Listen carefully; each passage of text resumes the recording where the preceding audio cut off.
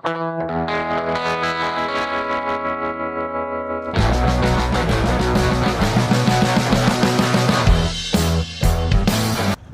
travelers, you're watching Biggle Travels.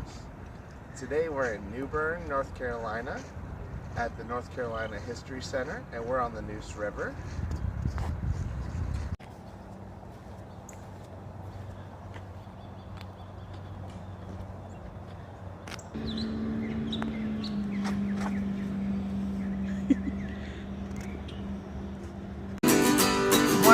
Chariot coming for to carry me home. Swing low, oh swing chariot coming for to carry me home. You should get to heaven way before I do. Hey, carry me home. Tell all my friends, I'll be home alone, coming for to carry me home. They were coming for to carry me home. Yeah. Oh. Thank you. Synonymous with memories of childhood summers spent with friends and family on their barber boat. Out for its beauty and its craftsmanship, sailed all over. Race, sword boat.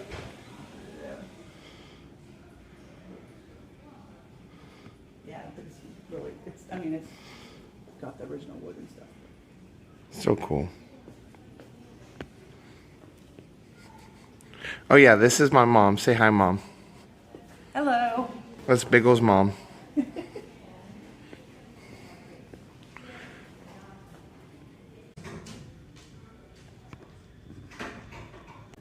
For 100 years, the New Bern Historical Society has told the stories. New Bern, founded in 1710 by an expedition led by Christopher de Graffenried, took the name of its mother city in Switzerland, though its habitation by indigenous people and European settlers predates that founding. People of African ancestry became quite significant in number in the 18th and 19th centuries. This one? If you want to. The stories we tell are rich and diverse. This exhibit celebrates some of those stories, as well as the fascinating people who have loved and told them. While this exhibit can bring only a few of them to life, it does take us through the looking glass into the minds and spirits of some of our most interesting storytellers. And like it's talking about how it's named after Bern, Switzerland. That's why the bears are all over New Bern. And I'll put a picture of a bear here, of me standing next to the bear in front of, what's the name of that hardware store? That one is Mitchell's. Mitchell's Hardware. Years ago to like make this official thing. Yeah, this is more about Bern and New Bern. Bern was founded in 1710. At the time, there was very little development, but men worked to map the area. Over the years, several maps of New Bern have been made, and they paint a picture of growth and development. Stand in front of the projection map of New Bern to see how our great city has evolved over time, persevering through floods and fire. Our first map begins in 1769, and our most current map is a satellite image of New Bern.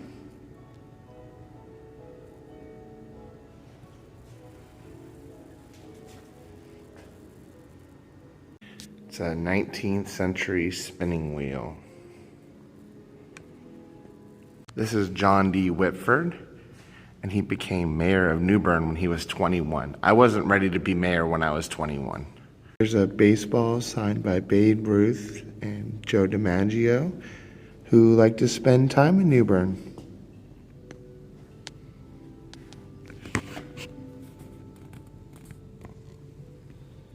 There's a picture of Babe Ruth and Joe DiMaggio.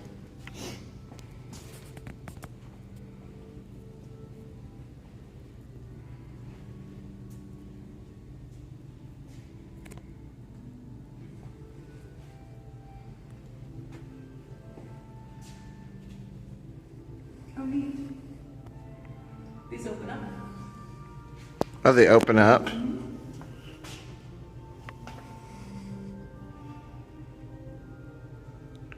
Babe Ruth was known as the Sultan of SWAT. SWAT? I don't know. Yeah.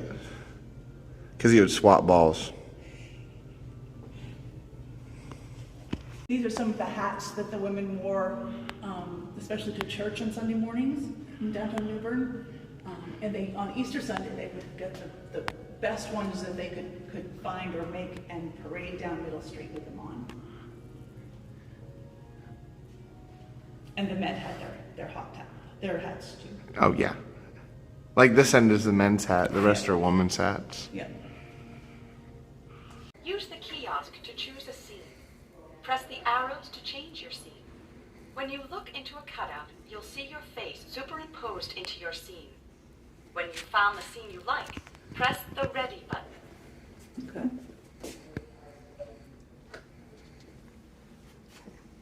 Do they have ones with just two people? Or I don't know. I don't think so. It'll just put two.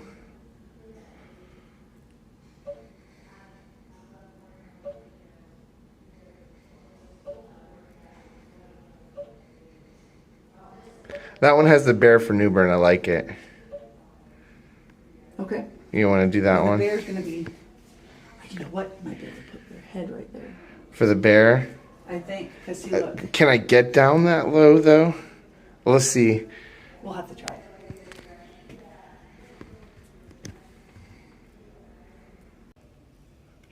I'm definitely getting this email to me. New Bern was where Pepsi Cola was invented. So here's some Pepsi stuff.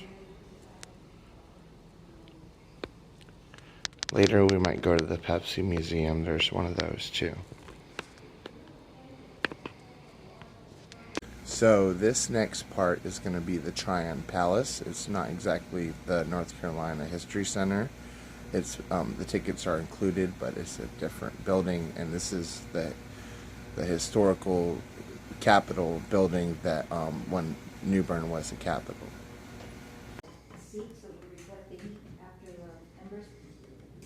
We believe perhaps they burned coal, at least in the public rooms, to show off. Though we were not mining coal at the time, we could import sea coal. It was costly, but, you know, the governor had all the money he needed. Yep, yours. Not so willing taxpayers. For the governor's wife, that entails learning to properly serve tea, play feminine instruments like the spinet or harpsichord, instruct her servants, play a variety of card games, whist and loo, other divertissements. Tea is an enjoyable beverage, hot tea, but it was yet another chance for the wealthy to show off. Only the wealthy could afford loose leaf tea instead of that pressed tea the Midland sort had to drink. Only the wealthy could afford sets of china, silver, learn the entire ceremony of serving tea. The harpsichord and the spinet were considered feminine instruments because a lady could sit very properly whilst playing. Flutes and violins fell to the purview of the gentleman. Only a man would turn his head to the side or purse his lips in public. It was all very much about keeping up appearances.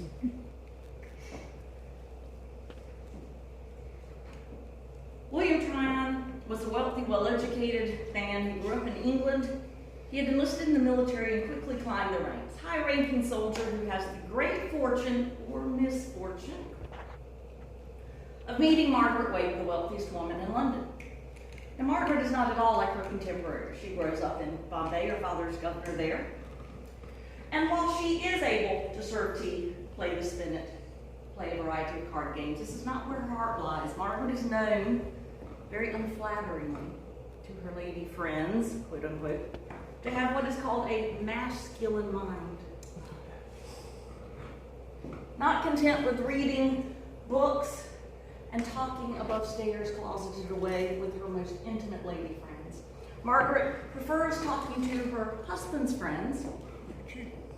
Because a woman's not going to appreciate her hard work, she wants to tell her husband and his friends about this thesis on military fortifications that she's been working on.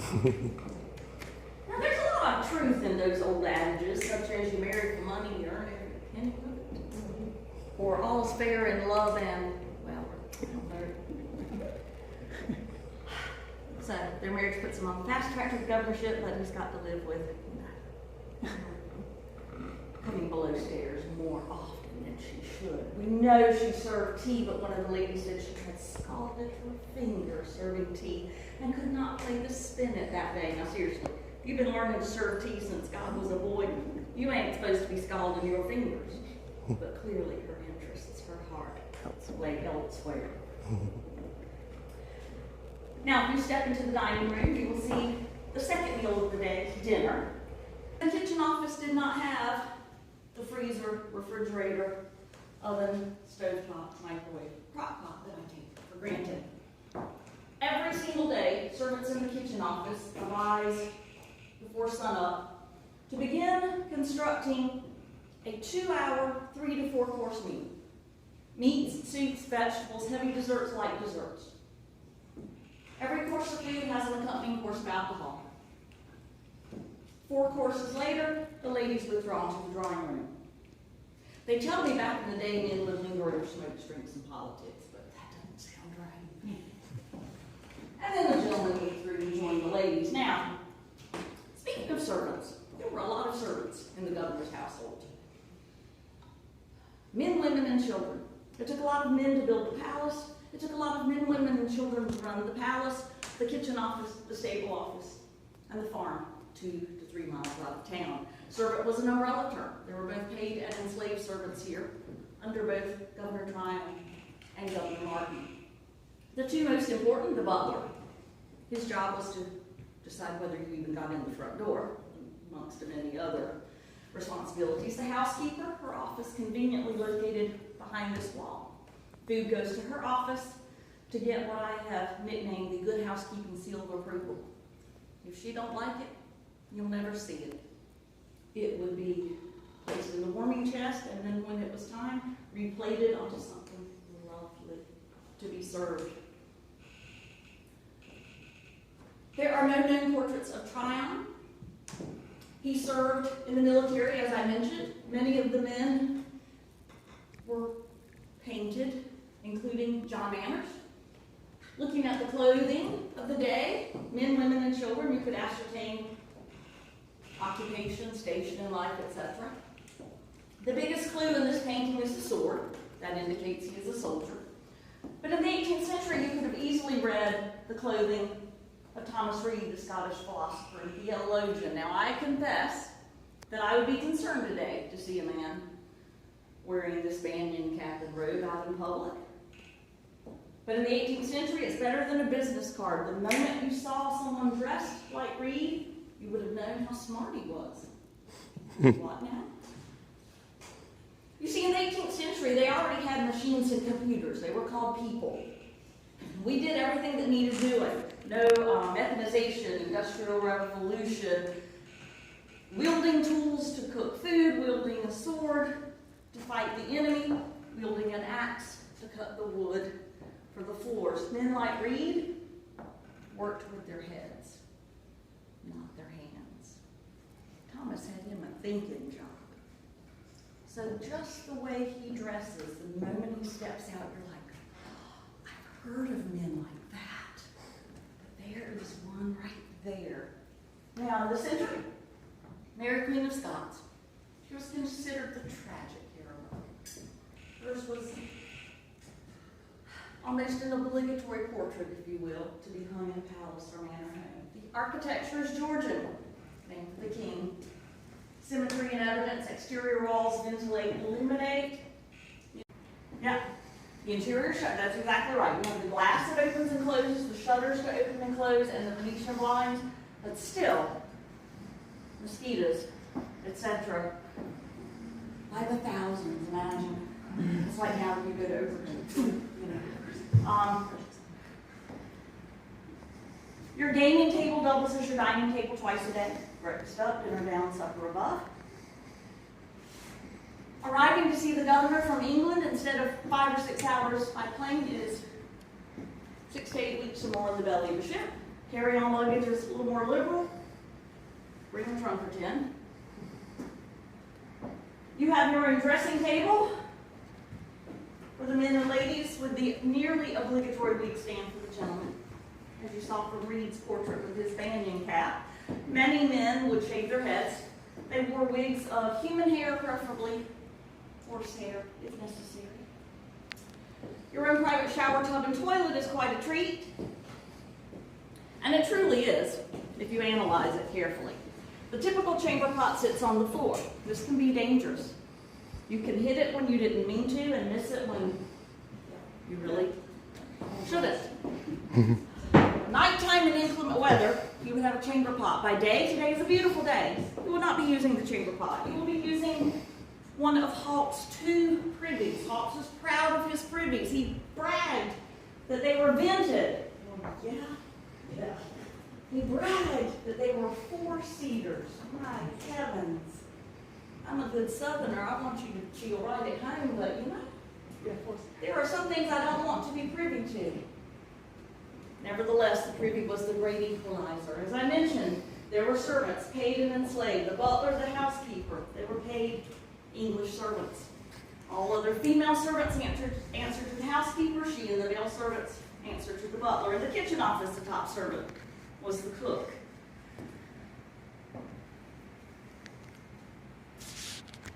I mentioned what do when you grow up. Boy, you know, working doesn't appeal to me at all. I'm thinking if I can move to London and dress fancy and not turn a lick, this will be perfect. His daddy said no. He's no fun, is he? Martin is enlisted in the military and he's an abysmal soldier, promoted only if Dad sends money and Martin sends sad letters home. How many men want to serve with that guy? How many men want to serve beneath that guy? Morale tanks. Martin is sent back to Antigua, and his daddy said, well, what can we do now? Plan B. They moved Tryon to New York. I'll just purchase the royal governorship of North Carolina for you. What could possibly go wrong? How long you got? You know, when we're watching the game, put me in, coach, armchair quarterback, don't really put me in. It's like if I were to complain, don't send me to Raleigh or D.C., no matter what I say. Martin was so ill prepared. In the best of times, he would have been a poor governor. But when his predecessor hanged 6 guys, and his constituency, everyone he's supposed to be in charge of, is polling for independence, Martin, as I said, concocts that story that he'll be back in a week. Oh, good time. Leaves everything behind, including his desk and chair. The same ladies who could read on a highway acquired some of the pieces, sold at auction, and passed down through the generations. Now, one thing Tryon and Martin probably had in common, neither one liked their bedroom. Step into the alcove. I bet you'll know why. In fact, the name alcove was your first clue. Where is the bed? In an alcove. Tryon moves in June. His bed is in an alcove because the man of the house always has this most comfortable room in cold, damp England. At night, the fire burns down to embers, but you have your canopy, your curtains, and if you were the man of the house, you have the added insulation of an alcove. God forbid you pull the bed out and let it get a cross breeze because it's all about keeping up appearances. But the governor uses this room to entertain. It doesn't matter if he sleeps here or not. You know, twice a day, there's gaming, dining, entertaining. It has the best view of his property. It shows off his position. And it has a gentle reminder of British rule. A portrait of Queen Charlotte with 2 of her children. Now, there were high rates of mortality in the 18th century. There were very large families traditionally in the 18th century. The Martins had 8 children. Only 5 survived to adulthood. It was tough. Queen Charlotte birthed 15 children. 13 lived to adulthood. That's pretty impressive in the 18th century. In the picture, the 2 children are boys. Look closely, they're wearing frocks. They look like their sisters, except their cuff is not as lacy. The Duke of York and Prince of Wales, however, are quite confident in their masculinity. Not until they're 6, 7, or 8 years of age do they start dressing as young men, and again, not until 14 or 15. The governor's children use the great stair. Until then, they're relegated to the same servant stair, the lesser stair. The lady of the house closeted away with her lady friends. The original walk-in closet is not for hanging clothes. start hanging out with your girlfriends. You don't hang clothes back then. Step into the closet, the next room. It was completely based on enslaved labor. Martin hails from Antigua. His father, as a housewarming gift, sends him servants, property. Sends him an enslaved cook named Toole, sends his wife an enslaved lady's maid named Kate. Kate has a daughter named Bess. Bess is also enslaved by virtue of being born to an enslaved mother, so she is gifted to the Martin's eldest daughter.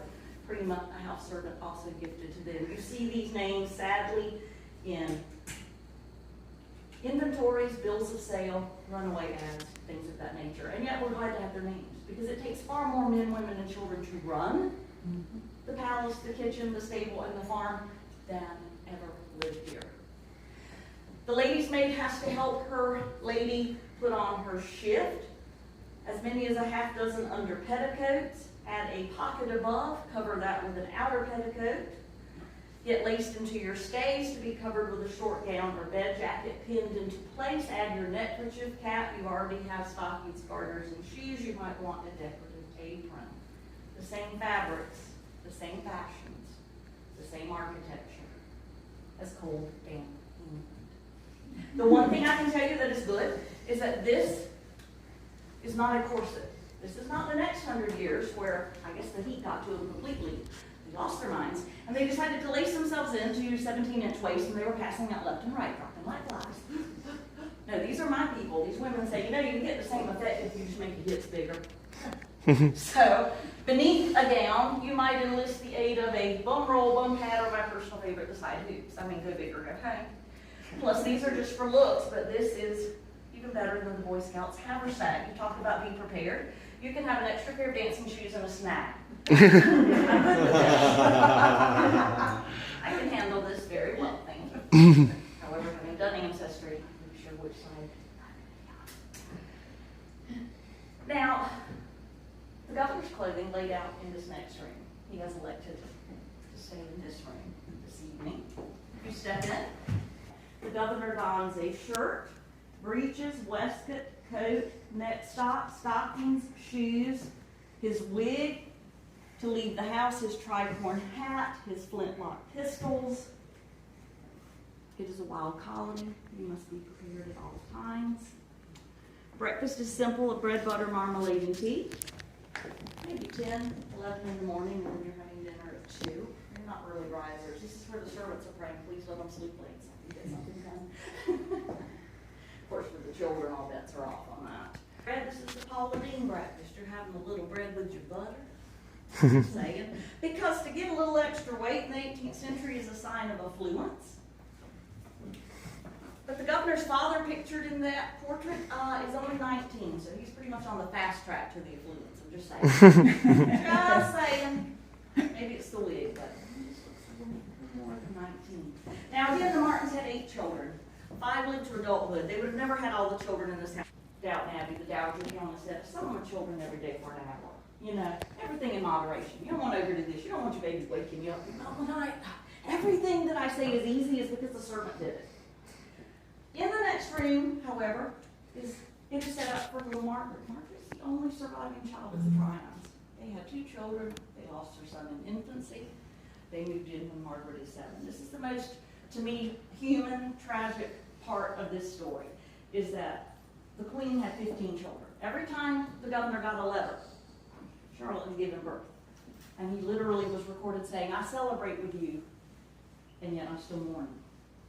So it was very, we sometimes think that they're so used to it that they took it in stride. They didn't. It was just a fact of life, but that didn't lessen its impact. Margaret shares this room with a lady's maid. Margaret's bed fancier, her clothing laid out, her chamber pot beneath. It looks just like any little girl's room, but it's her classroom. Because a wealthy girl, or a poor girl, you're learning the fine art of housewifery. For the wealthy girl, she's homeschooled. For the wealthy boy, he's sent to the academy. The typical child gets only what education is necessary to their occupation. If you step in, you will see a tea toddler chair. Very clever. And again, the chamber pot on the floor is the more typical model of the 18th century, yet it is gorgeous. I don't think ours would have flowers, you know, just saying. learning to properly serve tea, entertain guests, instruct servants from her earliest age. The children's closet is behind you. I will loop around the other way. You were going to come out on the lesser stair for children and servants. The attic was for storage. The cellar is a happy place. No fancy folks go there. It's the coolest part of the house. Bank vault, ice house, refrigerator. You will see fire buckets all the way up and down. Fire is a real concern, but a leather bucket will haul water, but not hold it long term. It's going to leach out or evaporate. Fire is a constant concern. They have buckets of sand to smother fires and clean floors. Each of us who so happily refinished our floors, and it looked good till the husband, kids, dog, cat moved in. This has been here since '59. It looks far better than my floor, 10 years in. Of course, they don't build them like they used to, and they don't grow them like they used to. This is 18th century wood from a forest in South Carolina. And today we fast grow trees, and some just don't cooperate. What is the Heart of pine. Yellow pine, I believe. Cellars were used for what they called cellar ring, which meant the storage of your food and drink items. Now, as you all know, Governor Tryon built this building. He and his family actually moved in the summer of 1770. Well, back in 1770, North Carolina was still a fairly new colony, so it wasn't very well developed yet. So all of the items, all the things that you and I today would buy at a grocery store to use on a daily basis, all of those essential items back then had to be imported. And they came over here from England and many other countries as well by ship. And on the ships back then, folks, all items, liquid, solid, fruit, spices, everything came in barrels, such as you see here and here and here. Got a couple over there as well. So they needed a very large space to store all these barrels and a cool spot as well. And right here, this is the coolest spot on site. So, not just this room here, because it's not big enough to store hundreds and hundreds of barrels, but behind that wall, down that corner, and around the back there, that was all very large empty space, and they could store hundreds of barrels down here at any one time, which is a good thing, because when they would get a shipment of goods, they would get a minimum of 100 to 150 barrels at once, and sometimes 200 or more, so they certainly needed that space. Now, I'm sure Lisa told you about the servants in the household. The highest paid servants were the butler and the housekeeper, and they had work areas down here. They called these work areas cages. This is the butler's cage. That is the housekeeper's cage. Look in the butler's cage here. See all the bottles he's got in there, different shapes and sizes? And that's his workbench. He's got more bottles over there as well. He is the man who had the big job of bottling all the spirits they imported. They imported wine from Italy, France, Spain, and other countries. They imported whiskey, gin, bourbon. Their favorite drink of all, rum from the West Indies. And it all came in great big barrels like that one right there. So the butler would bottle it, but he didn't label the bottles like you and I would today. Now you're probably wondering, well, why didn't he do that? That doesn't make a lot of sense. Well, there was a very good reason he didn't do that. The servants who were responsible for serving the spirits at dinner and so on and parties, they couldn't read. So if he labeled the bottles, they'd have no idea what was in them. That's why he's got all those different bottle shapes and sizes. That's how they knew what was in each bottle, was by the shape and size of the bottle. So when one of you ladies wanted a glass of wine at dinner and one of you gentlemen wanted a little rum or some bourbon or whiskey or whatever, all you had to do was ask your server and be very specific about what you wanted, and they'd get it for you based on the shape and size of the bottle to make sure you got what you wanted. And over here, folks, the housekeeper, she was responsible for a lot of things they used in the kitchen. See those 4 boxes she has up there in the top shelf, those wooden boxes? Those are tea boxes. As I'm sure you know, the British were very fond of tea, so they always kept a large variety of teas on hand for their own use and for their guests as well. Now the butler and the housekeeper, being the highest paid servants, they had a very nice thing here in that they each had a private bedchamber right here in the house. That's the butler's bedchamber right there, and on the other side, that's the housekeeper's bedchamber. And for a servant back then to have a private bedchamber, that was almost unthinkable. The other servants, they not only shared a bedchamber, but in some cases they even had to share their bed with 1 or 2 other servants. So having your own bedchamber was really nice. And when you look in those rooms, look on the back wall in each of the 2 rooms, you're going to see a very nice fireplace. Now, I'm sure most of you know it doesn't get too cold here in the winter during the day. However, once the sun goes down at night, as you know, it can get a little chilly out there at times. So on a very cold night with the wind blowing out there, they could shut the interior shutters on these windows, keep the drafts out, have a nice fire going in their fireplace, close their bedchamber door, and keep it very comfortable in here for sleeping. And in the summer, no question about it, this is the coolest spot and the most comfortable to be sleeping. So that's what went on down here, folks. I'm going to let you out that door in just a few moments, but before I... They are an anti-cavalry defense. Horses are intelligent and they will not try to run into or jump over them. We also have these whole gabions that you set up like this, fill them up with rock, sand, dirt, whatever you can dig out of the ground in front of it. And they act as the 18th century version of sandbags. They stop musket balls from hitting your men. Gotcha. We have a couple different kinds of tents. The one down on the left is the British style A-frame tent. Or no, I'm sorry. The one down on the right is the British style A-frame tent. This one? Yeah, Yes, the, ma'am. the superior tent. Right. Sleeps 5 or 6 people in it. The one in the middle is a scaled down version of the winter quarters that were used in Valley Forge. Gotcha. They were typically 4 times bigger, dug 1 to 2 feet down, and would have bunk beds built up inside of them to get more men and more body heat in there. Gotcha. And then that tent down on the end is the American style A-frame tent, which slept 3 or 4 people. Smaller. The only difference between the American style A-frame and the British style A-frame is the size. Wow, quality. Yeah, quality. Quality of people that slept in them. If they made them down here, hopefully they're a little lighter. Not quite as hot, but yeah. We have that kitchen fly right there, which is where a lot of the cooking was done. It would come with the cook, but the cook was for the officer only. The men would have to fend for themselves. That's fine for yourself. Because you're having people going in and out and doing a lot of work in there. And you do not become an officer by having military experience. In the colonies, it's who you know. Yep. If you know important people, congratulations, you can become an officer. Even George Washington. Boy, Originally. boy.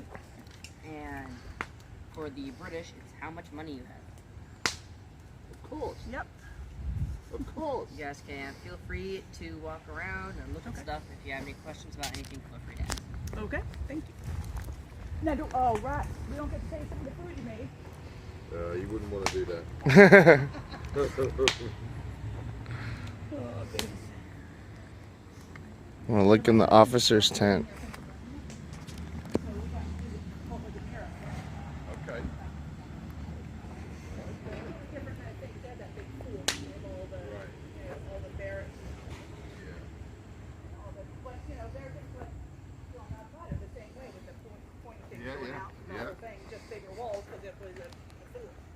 This is where all the cooking was done.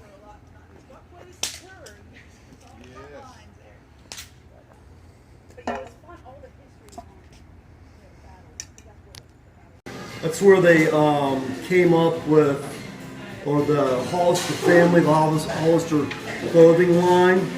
So, anyways, the palace sold this house to these people. They gutted it and remodeled the house.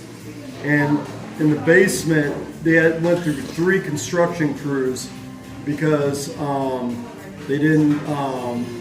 The ghosts were acting up in the basement and throwing their stuff around, and they got out of there quick. But they finally got it done. But there's two ghosts that actually haunts this. One is Mrs. Hollister. She was an artist. That's why this window's bigger than that one is, because that's where her art studio is at, and that's where she painted. And so it let in more light in the room. But it's really interesting there. It's cool. Is that one of the ones that's on the Ghost of New Bern tour? I don't think so. They might go by there. I'm not sure what route they go down, so I don't know. But there's a lot of stops. What I want to do when that ghost tour comes by, hide out in the bushes, and when everybody gets up there, scare the crap out of them.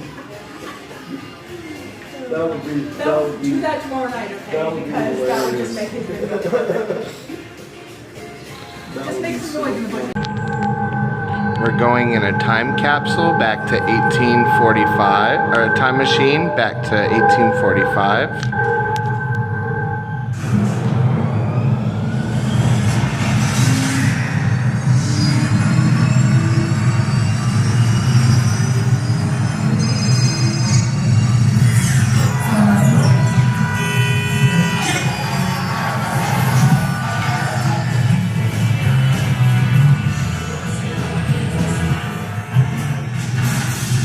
What's the time then? 1970?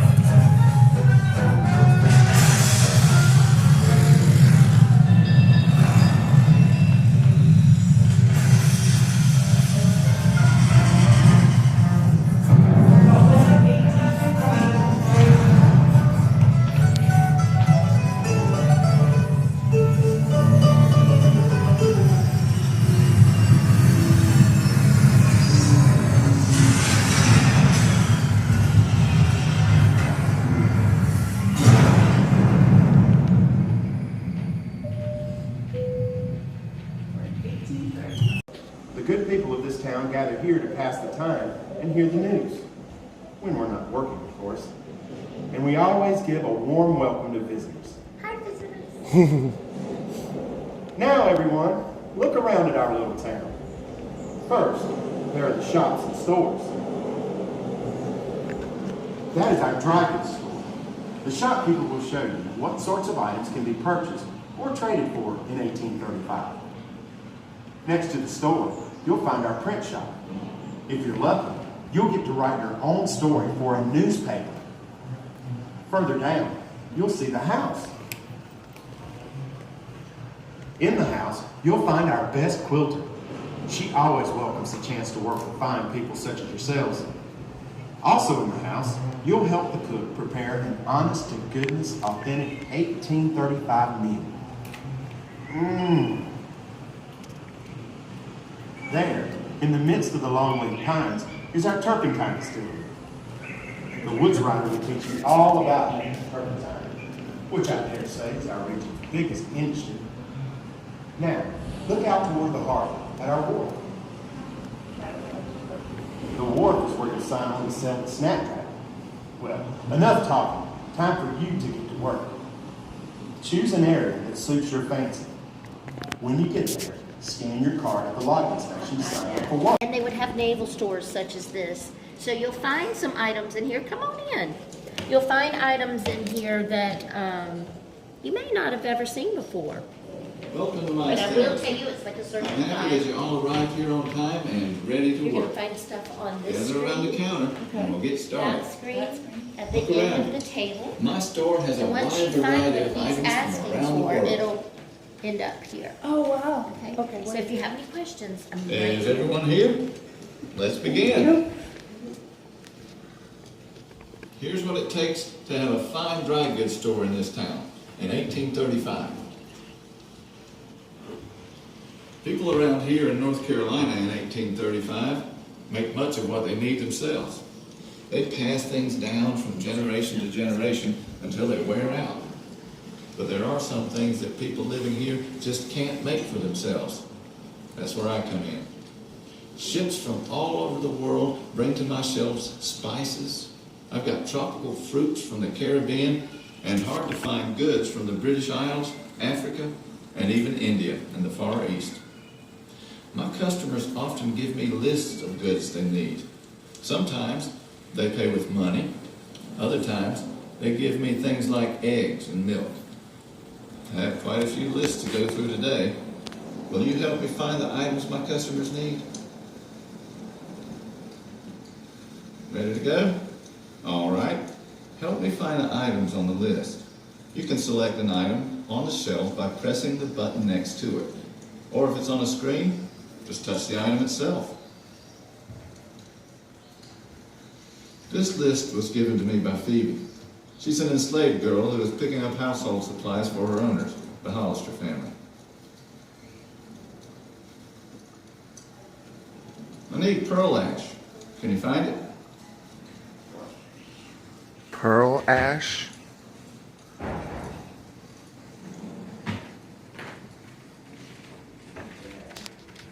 Thanks, please. Do you know what that is? Okay, look It's a under kind of here, count. the pantry. Maybe in a jar. Wow. Is it- Right there. There you go. Did not hit it hard enough.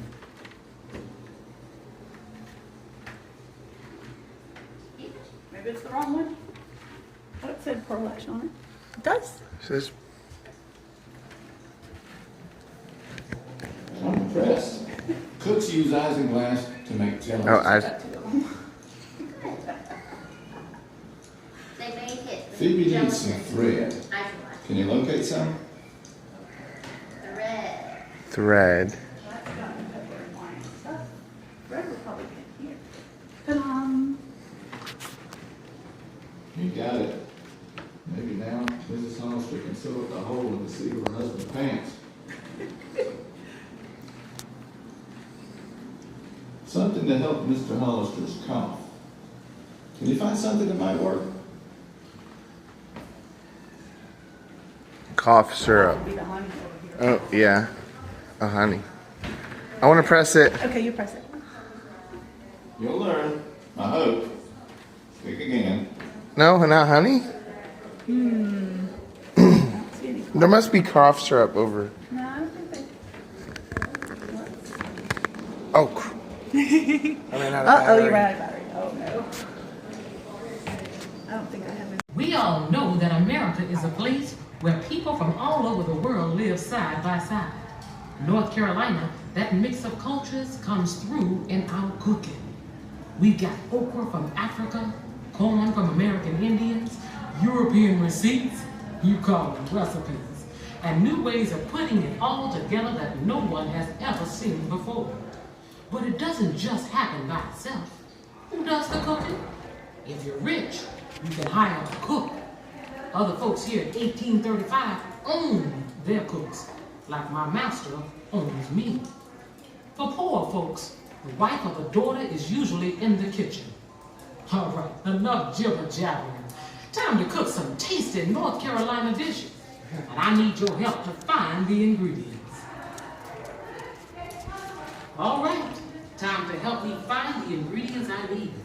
You can select an ingredient by pressing the button next to it. Or, if it's on a screen, you can touch the item on the screen. Time now to make a little sago pudding. Nice and sweet, and sticks to your ribs. That sounds good. All right, fetch me some currants.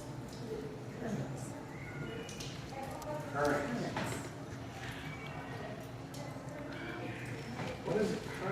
Now, don't forget, we have a garden over there, we have this pantry, as well as that. Oh, paper, yeah, too. yeah. It's not just the shelf ones. Thank you.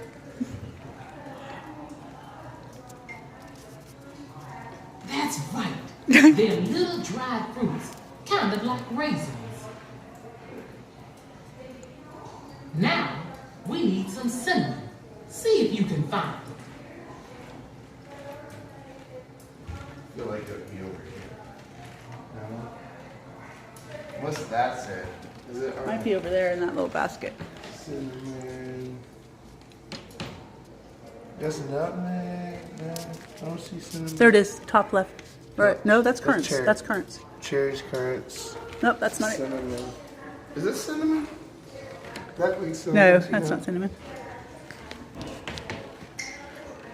You find it? You sure that you're listening to me? Try again.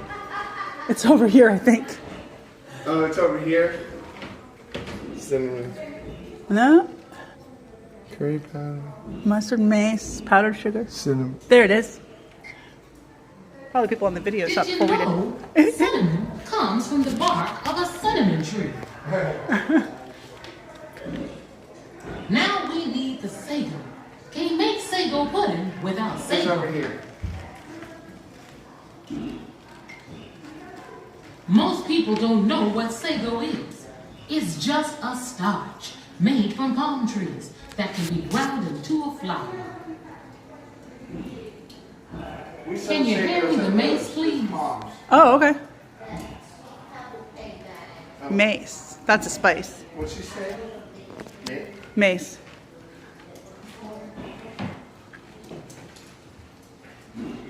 Oh, it's in the spice. What's mace? It's part of the fruit of the nutmeg tree. The flavor's not as delicate as nutmeg, though. Now it's time for some nutmeg, too. That's probably over here, too.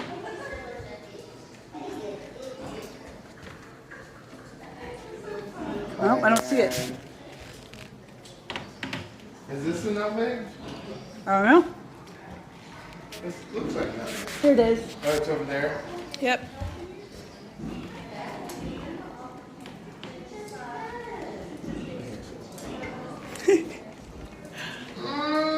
Nutmeg. You know, it comes from the island of Indonesia. What this needs is a little butter. Can you find it for me?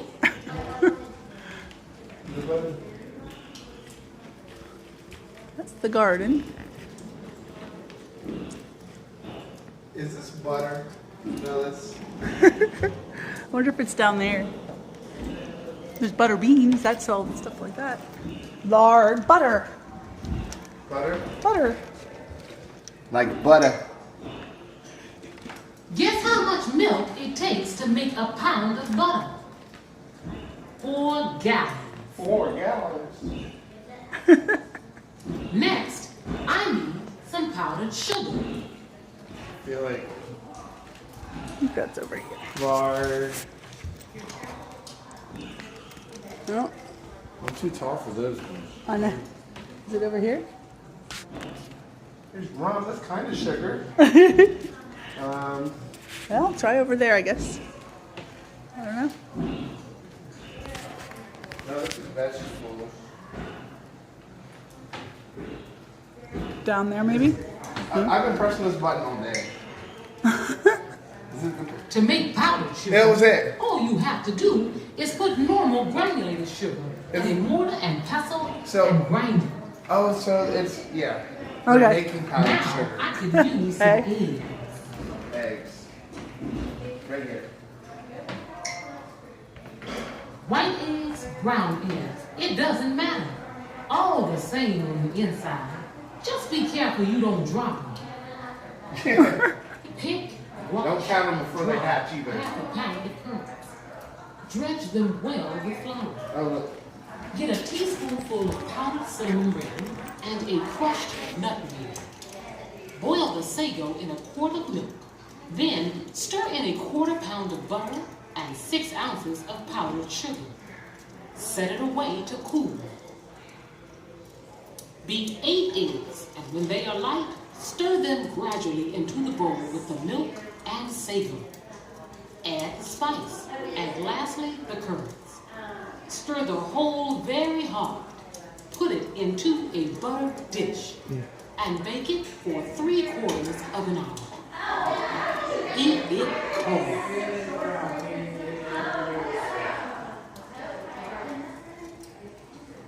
Pirates. Watch out for pirates. Beware. Why do you think they would have to catch all the rats on the ship? Because they would get into the food and spread the You're right. So if you wanted to catch the rats and see how many, you would press start. Do that. I'm just going to give you a quick tour. You're going to be the first mate would actually have to help the helmsman stay on course. And so you would have to, the first mate would tell the helmsman, hey, you need to go south, you need to go west. Stay on that red line. Hey, I'll just show you and then you can explore.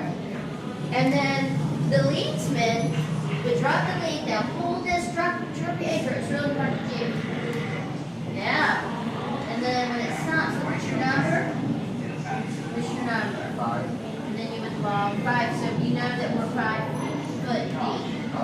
They would have to continually do this. Oh, wow. While they Yeah. were, You don't want to hit a reef. you can be the topsman or the foretopsman. You can control yourselves depending on your wind speed and where the wind direction is going. And then our lookout person, what they would do is log the direction of the wind. So they watch this little flag up here. See the white arrow? They look through for the storm. Which way is it going? It's going starboard. So they would do that. And if they saw a storm, they would ring the bell and let everybody know. So, alright. Okay, you can also see here. So I'm gonna play a song, okay? That's all.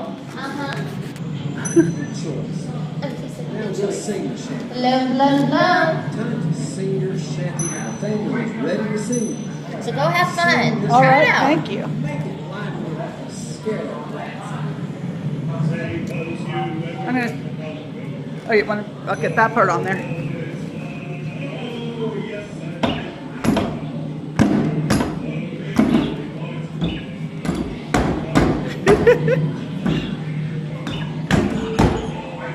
I've only caught one rat.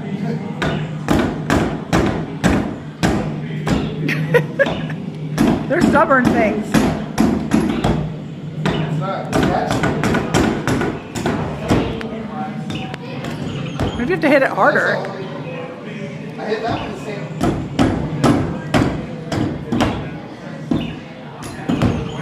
I'm bad at catching rats.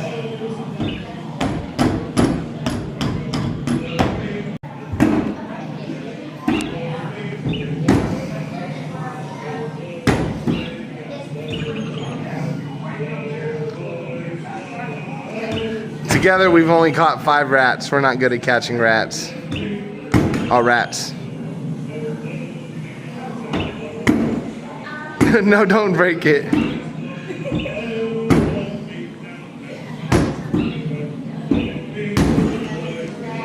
And this is our sea shanty. That was excellent. For another song to sing.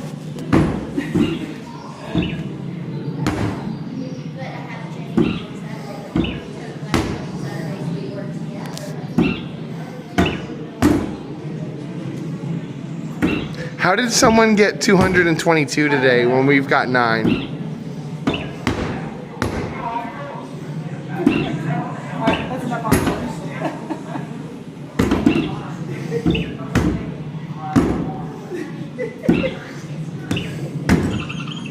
Oh, you have to go back. See, it would have always worked on that one. Yeah. People might be hitting it too hard. Okay, that's enough.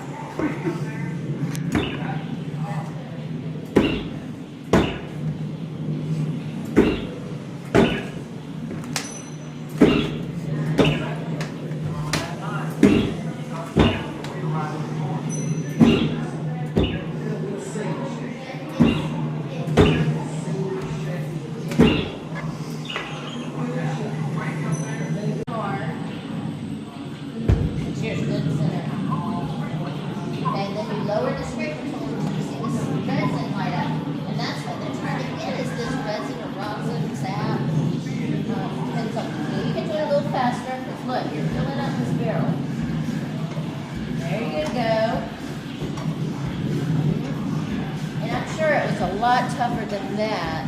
Probably. Scrape it. Did it fill up all the way? All right, so now you're going to take your barrel over to the gum adder. And you're going to put, and you can roll it if you want. You're going to put it in this trough and empty it out. It'll empty. That is so incredible. Then make sure it empties. No matter. Is it emptying? Yeah. Now you're going to take this one and do the same thing. And we would do this all day long. It has. were a little heavier too. Now, I may be incorrect. I want to check on this. So forgive me if I'm wrong. But I think a lot of our free slaves, go ahead, fill her up, buddy. A lot of our free slaves just. So, because this was hard work. Oh, yeah. Not to mention hot, being near that hot steel. Did it fill up all the way? All right, go empty it out. So the gum adder, just remove that one. Just like, you know, the new alcohol. Sure, it's a lot tougher than that, you know? Scraping those trees. Roll it over. Oh, my purse is in the way. They probably didn't have purses, huh? They probably didn't have purses.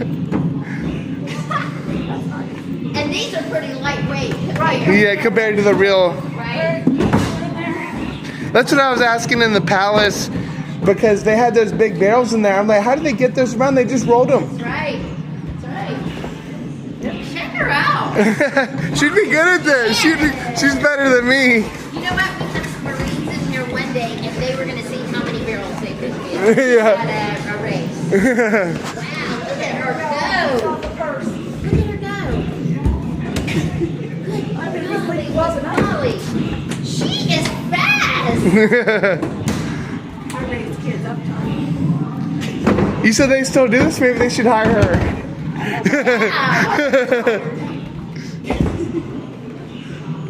Look at her. Yeah, my goodness. Pretty worn out. Last one. Boy. Yeah, I can't imagine scraping a real tree. Yeah. Yeah, woo-wee. Well, then look, once the gum adder emptied into the steel, Uh-huh. then there was another person there. Are you good? You just had your workout. They would today, so we're good. keep the furnace hot to keep that water boiling. So, yeah, and then reset it by pressing here. So they would burn it here, and then kind of listen for the different bubbling, because there were different processes you could do, whether you were making tar, or pitch, or turpentine. And well, the way they would do turpentine is they would add water to the barrel. And so here, the separator would drain the water. Oh, it's calm now. But they would drain the water and add, you know. And our biggest threat was forest fire. Forest fires.